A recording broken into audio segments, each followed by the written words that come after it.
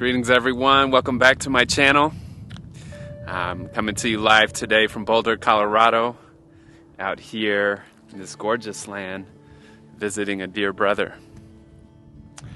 Today I'm going to be talking about anxiety, something I am intimately familiar with, and my hopes is that the tips that I share today are 4 kind of tenets that you can use to help cope and manage anxiety in the way that it shows up for you.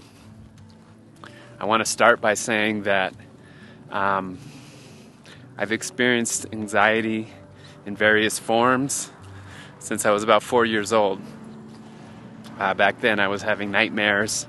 Eventually that led to Obsessive Compulsive disorder when I was around 9 or 10, panic attacks, and just over the years it's shown up in a variety of ways, from compulsive thoughts, intrusive thoughts, panic, rituals, superstitions.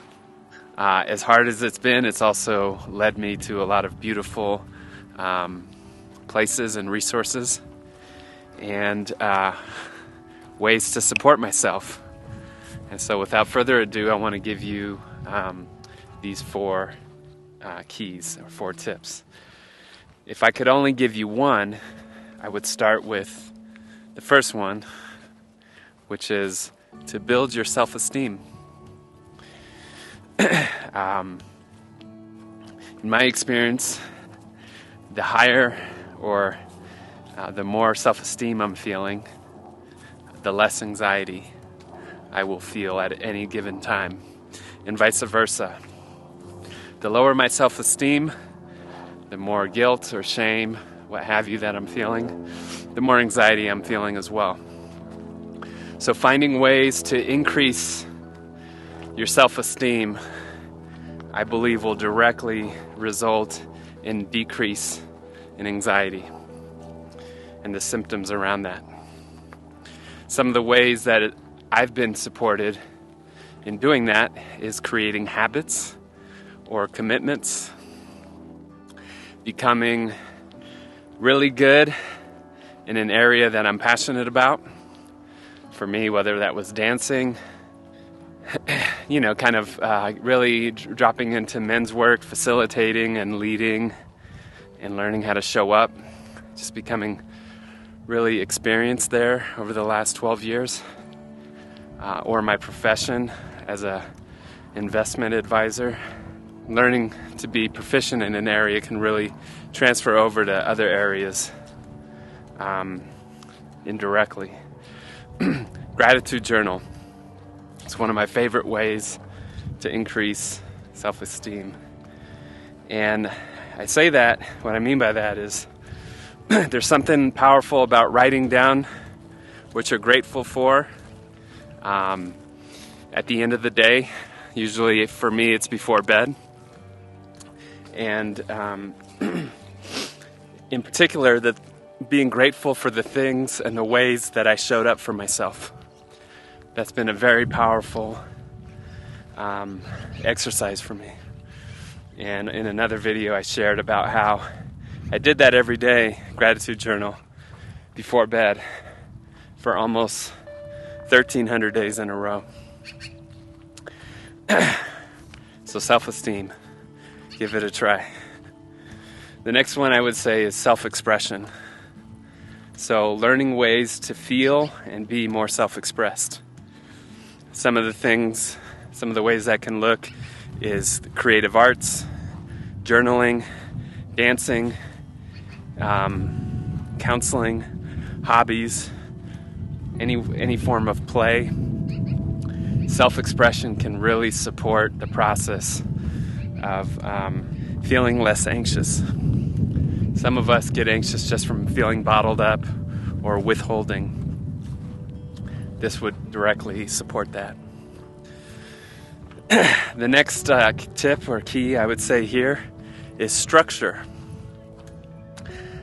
There's something powerful about a container or structure to support holding your experience. For me, some small examples of that are using a timer. So, for example, if I'm doing something scary or new, I usually set a timer. It's like, okay, I'm going to do this thing, this weird meditation or any particular thing that's has me feel anxious, but I'm only going to do it for 5 minutes. So I set a timer on my watch and go for it.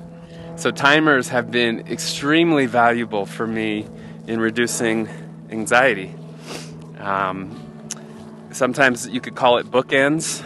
In 12-step, they say to create bookends, which would mean you're going to go do a thing, whether it's a conversation, a big presentation, or any kind of new experience, and you're going to bookend calling someone or texting them before and after the experience. That's a way to feel structure, a way to feel held and manage anxiety. Accountability. Again, part of structure is whether it's giving your word or saying you're going to do something, having someone hold accountability with you, hold what you gave your word to. And lastly, setting limits. Sometimes my anxious mind is just going off on a tangent. And at some point it's like, okay, whether it's setting timer or whether it's like an intuitive limit, at some point we've got to set limits and we've got to put the thing on the shelf. And that in itself is a practice, but it can be done in a kind way. It takes repetition. It's really important. It's kind of like a child, like raising a child. Learning how to set healthy limits can actually help them feel safe. And it works the same for ourselves. And the last tip I want to share here is what I would call broadening your world. There's kind of a motto or a belief out there that when we're too much in our problems, often, not always, but often, it's the result of our world not being big enough. Our world is too small. Either we're focused too much on ourselves or we're just not seeing the bigger picture. And one way to feel less anxious is to broaden your world. Some concrete examples of that is learning to connect with others that are struggling and support them. Volunteering. Loving kindness is a practice I used to do, sometimes called metta, where you're praying for other people, kind of well-wishing. Anything that supports you, like group therapy, in hearing other people's struggles and their world. In my experience, there's something about it that softens softens the intensity of the particular thing I'm worrying about or am anxious about. So finding ways to broaden your world. I know there's a lot of other tips out there around sleep, diet, exercise, but I imagine you've heard a lot of those. I hope that at least one of these 4 tenets for managing and coping with anxiety is helpful for you. Be happy to hear any feedback on what may work in the comments below. And I hope this video was helpful on your journey. Thanks so much for your time, and I hope to see you guys again in the future. All right, have a great day.